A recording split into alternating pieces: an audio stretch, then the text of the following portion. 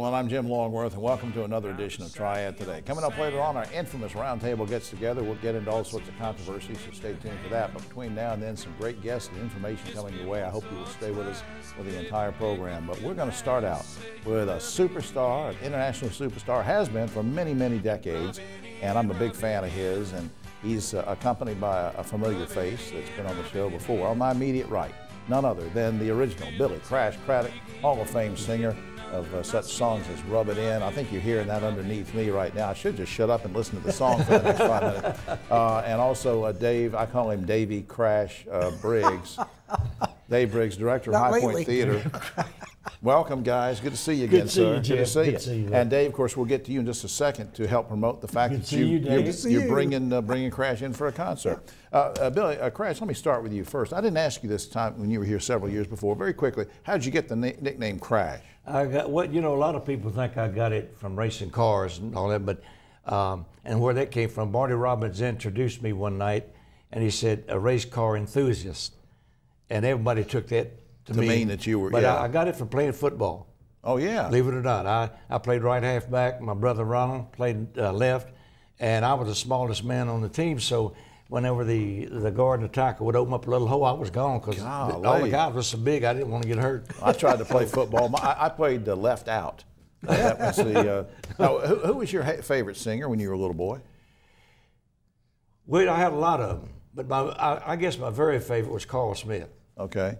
And of course we had Hank Williams, Carl's been fair and young, and Jim Reeves, but Carl Smith was my all-time favorite. Let me something I've also wanted to ask you. You born and raised in Greensboro, and born and half raised. Half raised, yeah. And you still make Greensboro your home. But here's the thing: you went all over the world. You're a big hit everywhere, Australia, Europe, everywhere you went. You could have, throughout the years, you could have settled anywhere you want to settle. Yeah. And without being too hokey, I mean, my question is, why did you want to keep your home in Greensboro? I just, Jim, I love it here. Where I go somewhere, I know how to find my way back, first of all. But I've always loved Greensboro, North Carolina, because it's 3 hours from the beach, 2.5 from the mountains. And I figured they asked me to move to Nashville several times. But I told them, I said, look, I love my hometown. And I said, when I die, they're going to put me in a pine box and send me back home. And I said, so there's no need doing that. I just want to stay right here. But I just love this state and this town. Well, we're glad that you stay here. Dave, let me turn to you for a second, because I mentioned a few minutes ago that Crash is going to do a concert at the High Point Theater. When is that and what's going on? It'll be Saturday, April 27th at 8 p.m. And we're delighted. This is the second time we've had Crash here. A few years ago, he says, I was talking to him, he said, I've never played in High Point. And I said, well, we can fix that. Yeah. And so we have. Well, and I promised to bring him back, too, didn't I? The way this happened, I went to see a comedian, and the usher recognized me. Yeah. I guess it might have been the manager. But I said, I've never played here. He said, wait a minute, I want to introduce you to somebody. And I went right down, met him. And Dave Crash Briggs came up there. Oh, before we run out of time, sure. Tell us about the Sauce Boss, because you're doing something special for a special cause. Yeah, we had to reschedule Bill Wharton, the Sauce Boss, from September, when the hurricanes happened, to May 7th. And we're going to do a special event with the Greater High Point Food Bank, Food Alliance, where if you bring a bag of groceries, you're going to get to see that show for free. That's great. It's at 7:30 on May 7th. Bill is... Jimmy Buffett wrote a song for him called We'll Play for Gumbo. Yeah. He's a remarkable musician. It's going to be a lot of fun. All right, well, I'm going to go back through this one more time just to remind everybody. For the Sauce Boss, you said May 7th. May 7th. And that's going to help the Greater High Point Food Alliance. And for Billy Crash Craddock's big show, that's coming up. That's just around the corner. That's Saturday, April 27th, 8 p.m. Now, for more information, up on screen, highpointtheater.com. The box office number is there, 887-3001. If you want to buy some, and Billy Crash didn't ask me to say this, but I want you to go to his website too, billycrashcraddock.com. There's all sorts of CDs, DVDs for sale. I appreciate both of you guys being here. Very quickly, in 10 seconds or so, let me ask you, Crash, do women still cry and scream when you walk on stage? Absolutely. Dave, they do that for you too? No, but they throw Depends at him. You steal my line. That's right. Billy Crash Craddock and Dave Briggs, and I hope everybody go to that concert. We'll be right back after this. Now on Triad Today, always glad when this lovely lady can stop by and educate me a little bit about what med spas are. She's going to help me do that right now. On my immediate right, Marisa Faircloth, founder and owner of Restoration Med Spa. Welcome back. Thank you very much. Glad to be here. Let's cover some familiar ground for people maybe didn't see a segment before. Very quickly, what is a med spa as opposed to some of these spas that we see advertised all the time on TV? So there's lots of day spas, and a day spa is typically somebody who might at the most be an esthetician, do a little bit of facials and very superficial procedures. We are a medical facility. We do medical procedures, and we have medical staff. Okay. Now, what are some of, you don't have to give the whole list of services because we're going to give your website in a little bit. People can check that out. Give me a couple examples of services that you offer to clients. So I happen to be an injector, so the majority of services that I do are injectables, and that's Botox and filler and Kybella and Sculptra, and then we have several other staff members that do lasers and cool sculpting and bioidentical hormones and weight loss procedures and a whole array. I think of I suffer from bioidentical hormones. I don't know what that is. Now, but you're throwing out a lot of terms at me, and I didn't understand. Let's back up for a second. You said Botox and fillers. What's the difference? So Botox is a product that relaxes the muscle. So in areas where you have a wrinkle because you make a expression, like if you frown or if you lift your forehead and it creates a wrinkle, we inject Botox to relax out that muscle and soften out that wrinkle. Whereas filler is a gel-like substance that literally fills a void. So some of the more popular areas are like here, we call them the parentheses, where we tend to get a deeper fold. We actually put that filler between the layers of the skin to lift it back up because and those fill are it not out. wrinkles. They might be just very pronounced, but it's not a wrinkle. It's well, you can use filler in wrinkles, but they're different areas. Okay, now what should folks look for when they want to have some restorative work done on their face or body? I mean, what should they look for in terms of qualifications and services and that kind of thing?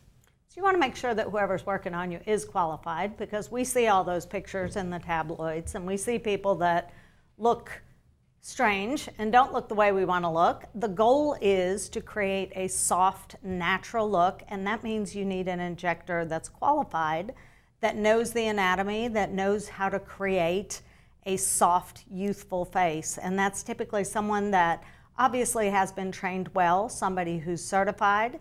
You should look and see how are they presented by the medical board, what do their clients say about them, That's what are important. their credentials. Yeah, word of mouth is important too, because sometimes you can't see all the credentials until you get right on site, but you can sure as heck, talk to people that have been to that person. Absolutely, people will tell you. Now, I'm going to make a statement. I'm going to have you react to this statement. A lot of men say that, well, med spa services are just for women. Not at all. Absolutely for men. Almost every one of the services that we do, we have men that come in and do those services as well. Yeah. Anywhere from a hydrofacial, which just lets you have good, healthy, fresh skin, all the way up to doing cool sculpting. There's lots of men who work out every day and they do a good job, but they still have that little area that they want to treat. Right. They can come in and do cool sculpting. We do Botox on men, filler on men. I think that's great that you're offering that to so many people. I want to put some information up on screen before we lose time here. As I promised, we're going to put the website up for the TV and radio listening audience. www.restorationmedspa.com. I'll say it again. www.restorationmedspa.com. And you can correct me, Marisa, if I give the wrong number, but I think the number is area code 336-999-8295. 999-8295. To make an appointment. But the website gives you lots of great information. And before we go away, remind me where the location is.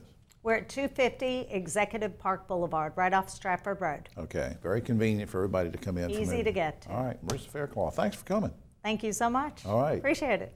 We'll be right back after this. Triad Today, and as an official senior citizen, I can tell you there are a lot of things that I'm thinking about now I didn't used to think about. And especially as someone my age, and a lot of you a lot younger than me who have parents or people that might be needing to think about a facility for them, we have an expert with us here who's going to help us walk through the differences between different types of care for seniors. Right next to me is Kelly Groff. She's Executive Director of Kerner Ridge Assisted Living, part of the Ridge Care family. Welcome to the show. Thank you for having me. Let's talk about the 3 different levels of care for seniors. I'm going to throw out a term to you. You tell me something about it. When we finish doing that, then I'm going to sort of get you to tell me the difference so we can further understand that. Okay. Independent living with services, what does that mean? Independent living can be in a community environment where there may be villas or apartments that are dedicated for seniors, where you can have a home health agency come in and provide assistance with bathing or checking in on medications. So you have your own place, but you can also get the services. Correct, All correct. right. They're not 24 hours a day, but they can come in periodically, Okay. however it's scheduled. Now, in some cases, folks that will start out there in an independent, I've seen this happen before, they might have a cottage or a home on site in a retirement community. They'll get to a point where they say, well, I love it here, but I'm going to stay on campus, but I'm now moving to assisted living. Yes.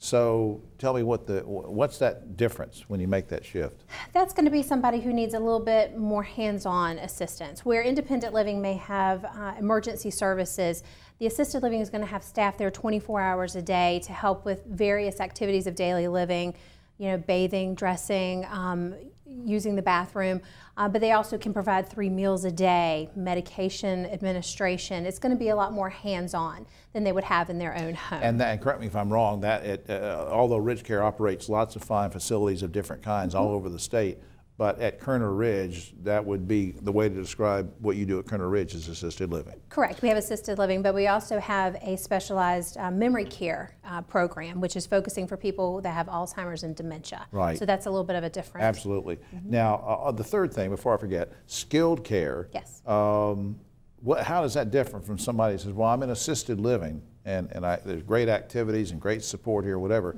but I know somebody that's in skilled care. What is that? Skilled care is going to be more of your chronically ill, long-term illness that requires not just staff there to assist, but more like a registered nurse there to provide whether that's IVs or more clinically complicated And maybe not situations. even, I guess in skilled care, you may not even be mobile.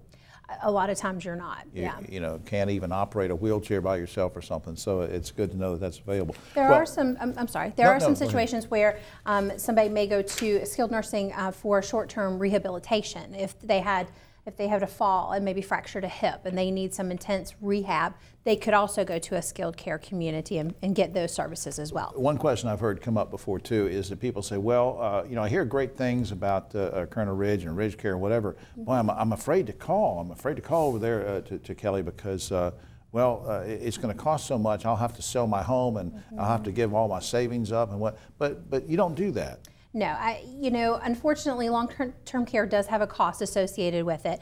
There are a lot of long-term care insurances or even riders to some policies that provide benefits for long-term care. There are also VA benefits available. And so, no, we don't say you have to hand us the deed to your home. But for skilled care, Medicare can help pay for some of the cost if there's been a qualifying hospitalization. Unfortunately, in assisted living, Medicare doesn't help cover the cost of care, but it can cover therapy coming in and things like that. So it can help a little bit. Okay. Let me put this information up on screen while we have time here, and that's www.ridgecare.com. That will give you a lot of information about things we couldn't possibly cover in this amount of time, and educate you, and feel free to pick up the phone, and I'm sure that Kelly and her staff would love to hear from you. Absolutely. And you can learn about these services. Kelly, thanks for all you do. Thank you. We'll be right back. On Triad Today, and always like it when we can grab this guy. He's so busy and doing things to help people and helping the community, and I don't want to embarrass him, but we're going to kind of talk about some of those community programs with my good friend seated next to me, Chris Roberts, President and CEO of Crumley Roberts Attorneys at Law. Welcome, sir. Thank you so much. Good to see you. Never too busy to come see you, Jim. Well, I appreciate that. I appreciate it. Now, I know that Crumley Roberts, again, I don't want to embarrass you, but I know the firm has developed a lot of great community programs. And it's sort of, I understand, it's sort of being put under one larger center. I want you to tell me what that means and what kind of a larger center are you putting all your programs under, and what kind of programs are we talking about? Okay, well, we've had several programs over the years involving distracted driving, primarily and other things regarding safety and prevention of accidents, which is something that's near and dear to us at Crumley Roberts because we see the ill effects of those things, you know, on the backside of it. Right, so we were looking for ways to inform people, give them information about how to prevent accidents. So we've had several programs over the years regarding safety, our bike rodeos, safety helmets, general education programs around distracted driving and other things like that. Yeah. We've also wanted to reach out into the community and give back to nonprofits. So we have a nonprofit leadership class that we put on every semester, if you will. Right, right. And so we grouped all of those programs and others under the Roberts Center. Okay. For leadership, education, advancement, and development. And so we put those under there, and so people can focus on that, and so we can have a focus not inside the firm, but tangential to the firm. Yeah, I know that when you were talking about bike rodeos and safety helmets for kids, you sort of underplayed that because the Kids Zone programs that you and Kimberly and the folks have done, it's just been amazing. You know, you go out into different communities and stage these events, and if kids don't have helmets, you fit them with them. I mean, why did you take that on as a cause too?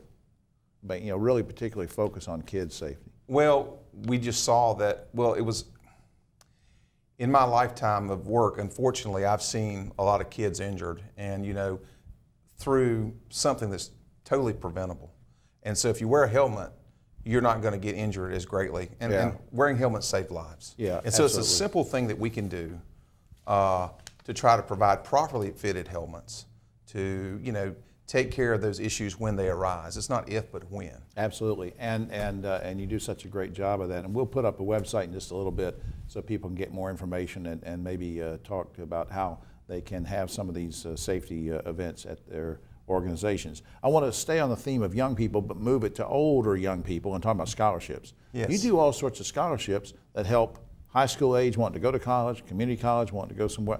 Now, why get involved with that? What's the deal with scholarships? Well, we believe education is really the key to our future.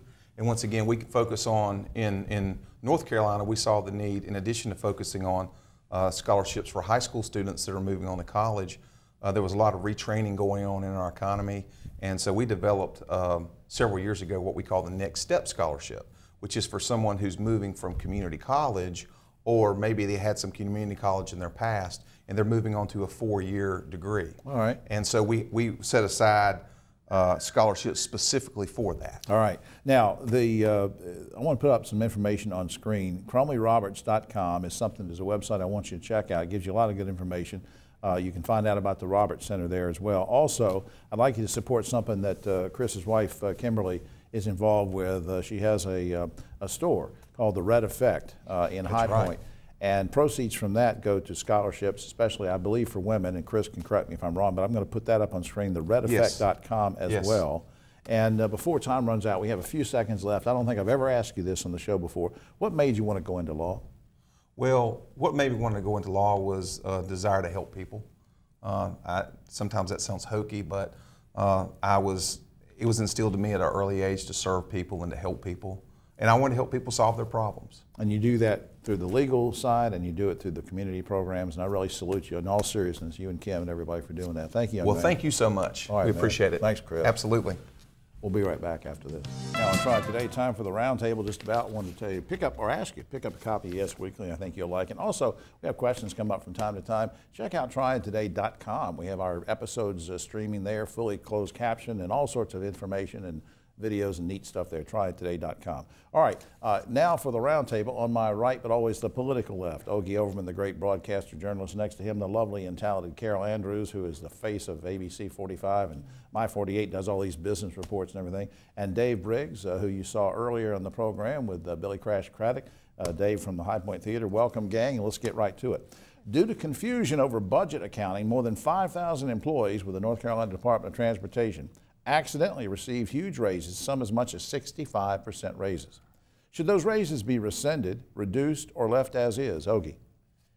If I were one of those, they'd have a hard time getting that money back from me. I'm telling you, I would put that in some kind of account that you couldn't touch for 50 years or something. You too, Carol. Right is right. That you had to know that was wrong. A 65% increase, you had to know that was wrong. So, and who's going to pay for it? We wind up paying for it as taxpayers. Taxpayers do. Yeah, Dave, what do you think? Bank errors in your favor. So that initial payment probably they get to keep, but then it has to be adjusted back. Yeah, I would think so, but I don't know. We'll have to, maybe we'll follow that later on. The same group who lobbied to have the Confederate statue removed from Winston-Salem, downtown Winston-Salem, in front of the old courthouse, now is lobbying to have the word Dixie taken out of Dixie Classic Fair.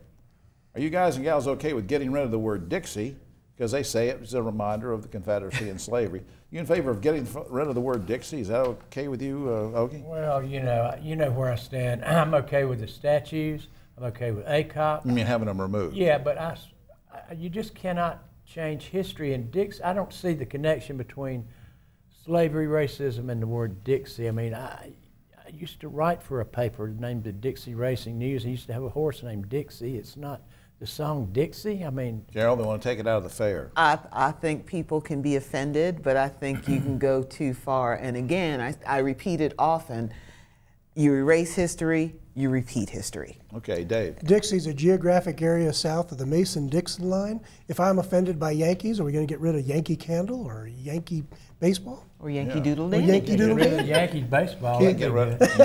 Hey, You my can't get rid husband's of a Yankees fan. baseball. All right, New Mexico has become the 14th state to agree to abolish the Electoral College and let presidents be elected by popular vote only. Now, why are we bringing this up? Because some of the presidential candidates say they want to get rid of the Electoral College. Well, can it happen? 80 more electoral votes are needed from states in order to change this law. Should North Carolina join this compact of states, and will we join it? Ogie. I think we should, but we won't until 2020 at least. But yeah, I think it's antiquated. It's time to make the popular vote winner the winner. Ms. Andrews. Absolutely not. I think that the popular vote means that the only decisions made in this country will happen in very big cities and small towns, they just have no vote. You don't think they'd count? Nope. You're absolutely right, Carol. Absolutely not. It takes away, the Founding Fathers were pretty smart. They made the votes that counted in Vermont the same as they count in Connecticut as they count in New York. And that's how it should be. And if those states their electoral votes go to that winner, then that's how they should go. Well, I think as long as the Democrats are getting ready, which they have, gotten rid of the superdelegates on the first ballot, I think that's a step in the right direction. All right, quickly, Oklahoma has just forced the makers of OxyContin to pay the state $270 million because the drug has been blamed, rightly or wrongly, for the opioid crisis. Are you okay with this, guys and gals, or are you concerned that we're wrongly punishing companies for making a legally approved, government-approved drug that some people abuse? Ogie. I think that figure's low. I think they're going to have to pay a lot more than that. They have covered it up. They have minimized the dangers. They have tried. It's the same way the cigarette companies did. It's the exact same parallel. All right. Yeah, Carol. they're going to pay. Yeah, and I think you have to go a little further. I mean, I think you have to talk about people that overprescribe. I think you have to have a place where you can see where people are getting these drugs and stop it there, because if there's no consequence, it doesn't But Dave, stop. what happens, I don't want to interrupt you, but No, what that's happens theoretically if you keep finding them and finding them and finding them, and the people that really need the pain medicine don't get it? Well, if you think we have a problem in healthcare now, wait till they go after all the pharmaceutical companies. Then the prices of those pharmaceuticals are going to escalate exponentially. Okay. How much time do we have, Brian? Brian, I wish you could see Brian's shirt. Brian, come up here for a second. Just stand behind Oh, come on. This is going to, anyway. You got to pay All right. union dues for that. I'm telling you. That's right. Brian Davis has a colorful shirt on. Brian Ho from Hawaii, we call him. Come on, quick, hurry up. Hurry. Now, look at that. See? Isn't that a great shirt? Looks That's a good. great shirt, Brian. Yeah, That's a I great love shirt. All right, I got it. All right, next month, a beer and axe throwing bar will open in Winston-Salem. Owners say it will be no more dangerous than throwing darts in a bar. Are you okay with the combination of drinking and axe throwing, Ogie? Oh, what could possibly go wrong?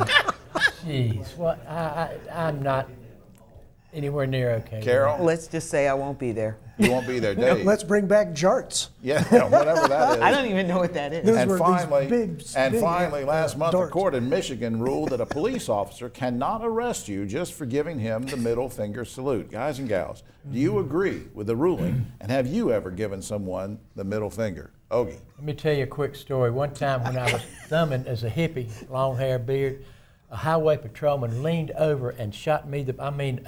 He did it to you. Leaned over and make sure that I saw that as I'm thumbing down the road. Wow. I'm serious. Did you And Wilson. reciprocate or? No, no. Carol, are No, you 'cause okay he with was the? peace and What do you love, think, see? Carol? Yeah. You know, you got to have a thick skin if you were in authority. So if somebody does that, don't hold it against them. But you know, whatever. Yeah. I think it's a matter of freedom of speech. As It long is. as he didn't hit him So you with think that the finger, law I think is he's good? okay. You think the Michigan law is good? Yeah, I think it's fine. Well, for all three of you hippies, I want to thank you for being on that. That's all the time we have. Oh, except for this. Not long ago, a man was driving down the highway with his dog and a loaded rifle rifle in the front seat as well when the dog accidentally discharged the rifle and shot his master in the arm. As a result, a judge has denied the man a gun license. The dog, meanwhile, is now a proud member of the NRA.